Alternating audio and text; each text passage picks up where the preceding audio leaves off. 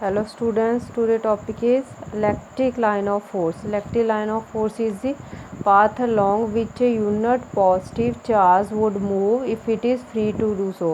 ਜੇ ਇੱਕ ਆਪਣੇ ਕੋਲ ਯੂਨਿਟ ਪੋਜ਼ਿਟਿਵ ਚਾਰਜ ਆ ਜਿਹੜੇ ਪਾਥ ਦੇ ਵਿੱਚ ਮੂਵ ਕਰਦਾ ਉਹ ਉਸੇ ਉਹੀ ਪਾਥ ਨੂੰ ਆਪਾਂ ਕੀ ਬੋਲਣਾ electric line of force. If it is free to do so means ਕੀ ਆ ਜੇ ਉਸ ਪੋਜ਼ਿਟਿਵ ਚਾਰਜ ਨੂੰ ਕੋਈ ਅਦਰ ਚਾਰਜ ਆ ਜਿਹੜਾ ਅਟਰੈਕਟ ਜਾਂ ਰਿਪੈਲ ਨਹੀਂ ਕਰਦਾ ਤਾਂ ਕਿ ਉਹ ਜਿਹੜੀ ਡਾਇਰੈਕਸ਼ਨਸ ਜਿਹੜੇ ਪਾਥ ਦੇ ਵਿੱਚ ਮੂਵ ਕਰਦਾ ਉਹ ਪਾਥ ਕੀ ਹੋਊਗਾ electric line of force. Electric line of force ਦੇ ਉੱਪਰ ਜੇ ਆਪਾਂ ਇੱਕ ਟੇਂਜੈਂਟ ਡਰਾ ਕਰ ਦਿੰਦੇ ਹਾਂ ਤਾਂ ਉਹ ਟੇਂਜੈਂਟ ਆਪਾਂ ਨੂੰ ਕੀ ਦਿੰਦਾ ਦਿਸ ਟੇਂਜੈਂਟ is give the direction of the electric field at that point. Electric field the direction ਦਿੰਦਾ ਆਪਾਂ ਨੂੰ ਉਸ ਪੁਆਇੰਟ 'ਤੇ ਔਰ ਇਹਦਾ ਪਾਥ ਆ ਜਿਹੜਾ ਪੋਜ਼ਿਟਿਵ ਚਾਰਜ ਦਾ ਕੀ ਹੋ ਸਕਦਾ ਵਾ स्ट्रेट भी हो सकता और कर्व पाथ भी हो सकता।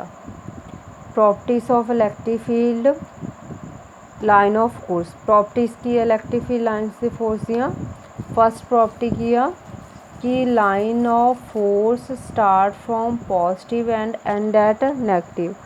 इलेक्ट्रिक लाइन ऑफ फोर्स हमेशा ही पॉजिटिव चार्ज तो स्टार्ट होंगी है तो एंड किहड़े पॉइंट चार्ज से होंगी है नैगेटिव चार्ज से।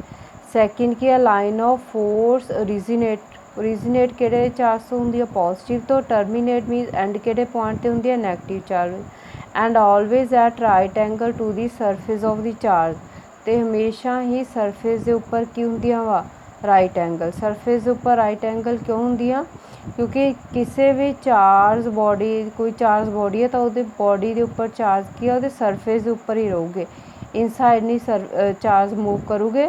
तो जे सरफेस के उपर चार्ज मूव करते पे तो हमेशा ही की होंगे बॉडी के उपरों दी राइट एंगल होंगे।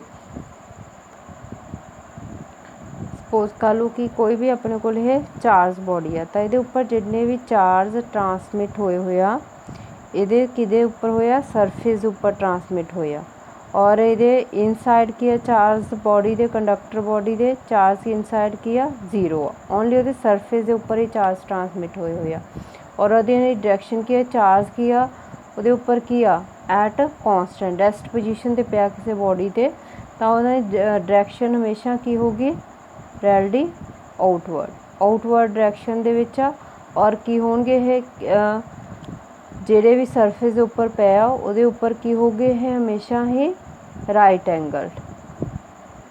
सरफेस के उपर always charge is always at right angle to the surface. Next third point the line of force do not pass through a conductor. हुणे आपां ये पॉइंट किया कि इनसाइड कंडक्टर दे इलैक्ट्रिक लाइनस पास नहीं करदियाँ। क्यों नहीं पास करदियाँ क्योंकि जिन्ने भी पॉजिटिव चार्ज आ चाहे नैगेटिव चार्ज आ वो जिन्ने भी फ्री चार्जिज होंगे वो कित्थे मूव कर जाते हैं बॉडी के सरफेस के उपर कंडक्टर के सरफेस के उपर ही होंगे चाहे आपां अदर बॉडी तो दे रहे हैं चाहे वो बॉडी के इनसाइड कोई भी फ्री चार्ज होंगे वो हमेशा वो सरफेस से होगा तो इनसाइड वो की होगा कोई भी चार्ज नहीं होगा और जे कोई चार्ज नहीं है इनसाइड कंडक्टर दे तो इलैक्ट्रिक फील्ड भी इनसाइड कंडक्टर हमेशा की होगी zero. Next the line of ये क्वेश्चन है कि इनसाइड इलैक्ट्रिक फील्ड जीरो क्यों होगी किसी भी कंडक्टर बॉडी के कॉज आंसर क्या होगा कि जोड़े भी चार्ज आ वो की होंगे सरफेस के उपर होंगे कंडक्टर के इनसाइड कोई भी फ्री चार्ज आ जोड़ा नहीं होंगे इनसाइड फ्री चार्ज जीरो आ। The electric line of force never intersect each other means दो लाइन ऑफ फोर्स आ कदे भी एक दूसरे को क्या इंटरसैक्ट नहीं कर सकती क्रॉस नहीं कर सकती कट नहीं सकदियाँ। क्यों नहीं कर सकदियाँ बिकॉज अपने को इलैक्ट्रिक लाइन से मूव कर रही हैं पॉजिटिव चार्ज एक साइड है नैगेटिव चार्ज हमेशा ही पॉजिटिव तो स्टार्ट होकर एंड होना नैगेटिव चार्ज से तो इलैक्ट्रिक फील्ड ओनली एक डायरैक्शन होगी तो दो डायरैक्शनस नहीं पॉसीबल है जे टू लाइन्स आ जिहड़ियां क्रॉस करनगियां एक दूसरे तो इट मीनस इलैक्ट्रिक फील्ड ਦੀਆਂ कितनियां डायरैक्शनस होणगियां टू डायरैक्शन एक पॉइंट ते दो डायरैक्शनस आ जिहड़ियां इलैक्ट्रिक फील्ड ਦੀਆਂ की पॉसीबल नहीं हैगियां इसलिए कि अपने कोल इलैक्ट्रिक फील्ड की they can never intersect each other. Suppose कर लो कि अपने कोल एक चार्ज इस डायरैक्शन जा रहा दूसरा इस डायरैक्शन जा रहा जे आप उपर हुण एक टेंजेंट ड्रॉ किया टेंजेंट आपां नूं की दिंदा वा ਡਾਇਰੈਕਸ਼ਨਸ ਹੁੰਦਾ ਵਾ।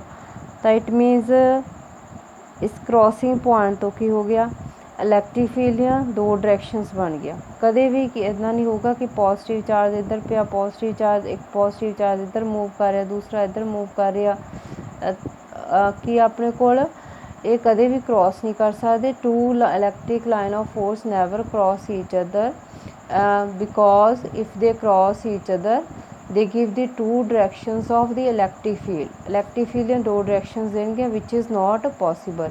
ਇਲੈਕਟ੍ਰਿਕ ਫੀਲਡ ਹਮੇਸ਼ਾ ਕਿੱਦਾਂ ਬਣਦੀ ਆ, ਪੋਜ਼ੀਟਿਵ ਟੂ ਨੈਗੇਟਿਵ ਵੈਕਟਰ। ਇੱਧਰ ਇੱਕ ਪੋਜ਼ੀਟਿਵ ਚਾਰਜ ਬੋਡੀ, ਇੱਧਰ ਕੀ ਆਪਣੇ ਕੋਲ ਨੈਗੇਟਿਵ ਚਾਰਜ ਬੋਡੀ, ਤਾਂ ਸੈਂਟਰ ਦੇ ਵਿੱਚ ਕੀ ਆ ਗਈ, ਡਾਇਰੈਕਸ਼ਨ ਆਫ ਇਲੈਕਟ੍ਰਿਕ ਫੀਲਡ। ਇਹ ਕੀ ਆ, ਕ੍ਰੋਸ ਨਹੀਂ ਕਰੂਗੇ। ਇੱਦਾਂ ਨਹੀਂ ਹੋਊਗਾ ਕਿ ਇੱਥੇ ਇੱਕ ਪੋਜ਼ੀਟਿਵ ਚਾਰਜ ਪਿਆ, ਇੱਧਰ ਇੱਕ ਨੈਗੇਟਿਵ, ਇੱਦਾਂ ਪੋਜ਼ੀਟਿਵ। ਹਮੇਸ਼ਾ ਹੀ ਜੇ ਕੋਈ ਬੋਡੀ ਪੋਜ਼ੀਟਿਵ ਆ, ਪੋਜ਼ੀਟਿਵ ਚਾਰਜ ਹੋਊਗਾ ਤਾਂ ਸਰਫੇਸ 'ਤੇ, ਅਦਰ ਬੋਡੀ ਦੇ ਸਰਫੇਸ 'ਤੇ ਕਿਹੜੇ ਹੋਣਗੇ, negative charge. Fifth point is the relative closeness of the line of force in different region of space give the idea about the relative strength of the electric field in the different region। कि जिन्नियां अपने को electric field lines आ जिन्नियां ज़्यादा close होणगियां उन्नियां ही ज़्यादा अपने को electric field की होगा, स्ट्रोंग होगा, और जिन्नियां ज़्यादा वो अवे होणगियां उन्नियां ही इलैक्ट्रिक फील्ड अपने को की होगा, वीक होगा। फॉर एग्जाम्पल ले लो कि अपने को इलैक्ट्रिक फील्ड लाइन्स आ एक दूसरे ਦੇ ਜੇ ਕਲੋਜ਼ ਆ ਤਾਂ ਆਪਣੇ ਕੋਲ ਇੱਥੇ ਇਲੈਕਟ੍ਰਿਕ ਫੀਲਡ ਕੀ ਆ, ਸਟਰੋਂਗ ਆ। ਜੇ ਆਪਣੇ ਕੋਲ ਇੱਕ ਇਲੈਕਟ੍ਰਿਕ ਫੀਲਡ ਇੱਦਾਂ ਜ਼ਿਆਦਾ ਡਿਸਟੈਂਸ ਹੈ ਤਾਂ ਇਸ ਪੁਆਇੰਟ 'ਤੇ ਇਲੈਕਟ੍ਰਿਕ ਫੀਲਡ ਕੀ ਆ, ਆਪਣੇ ਕੋਲ ਵੀਕ ਆ। ਜਿੱਥੇ ਵੀ ਆਪਣੇ ਕੋਲ ਇਲੈਕਟ੍ਰਿਕ ਫੀਲਡ ਲਾਈਨਸ ਆ ਇੱਕ ਦੂਸਰੇ ਦੇ ਕਲੋਜ਼ ਹੋਣਗੀਆਂ ਉਹ ਆਪਣੇ ਕੋਲ ਕੀ ਹੋਊਗਾ, ਇਲੈਕਟ੍ਰਿਕ ਫੀਲਡ ਕੀ ਹੋਊਗਾ, ਸਟਰੋਂਗ ਹੋਊਗਾ। ਜੇ ਇਲੈਕਟ੍ਰਿਕ ਲਾਈਨਸ ਹੈਗੀਆਂ ਕਿ ਇੱਕ ਦੂਸਰੇ ਤੋਂ ਜ਼ਿਆਦਾ ਡਿਸਟੈਂਸ ਆ ਤਾਂ ਉਸ ਪੁਆਇੰਟ 'ਤੇ ਆਪਣੇ ਕੋਲ ਇਲੈਕਟ੍ਰਿਕ ਫੀਲਡ ਕੀ ਹੋਊਗਾ, ਵੀਕ ਹੋਊਗਾ। The lines of force contact longitudinally, it means lengthwise, it means ਇਹ property lengthwise ਦੀ property ਕੀ ਹੁੰਦੀ ਆ, leads to explain the attraction between the two unlike charges। lengthwise means ਕੀ ਆ ਕਿ ਇਹ ਹਮੇਸ਼ਾ lengthwise ਕਿਹੜੇ ਚਾਰਜਿਸ ਲਈ ਆ, ਅਨਲਾਈਕ ਚਾਰਜ ਲਈ। ਕਿ ਆਪਣੇ ਕੋਲ ਦੋ ਅਨਲਾਈਕ ਚਾਰਜ ਆ, ਇਹ ਕਿਹਦੇ ਤਰ੍ਹਾਂ ਇਹਦੀ ਐਗਜ਼ਾਮਪਲ ਕੀ ਲੈ ਸਕਦੇ ਆਪਾਂ ਕਿ ਆਪਣੇ ਕੋਲ ਕੋਈ ਵੀ ਦੋ ਪੁਆਇੰਟ ਆ, ਦੋ ਪੁਆਇੰਟ ਦੇ ਵਿੱਚ ਆਪਾਂ ਕੋਈ ਵੀ ਸਪਰਿੰਗ ਆ ਉਹਨੂੰ ਕੀ ਕੀਤਾ ਹੋਇਆ, ਸਟਿਚ ਕੀਤਾ ਹੋਇਆ ਵਾ।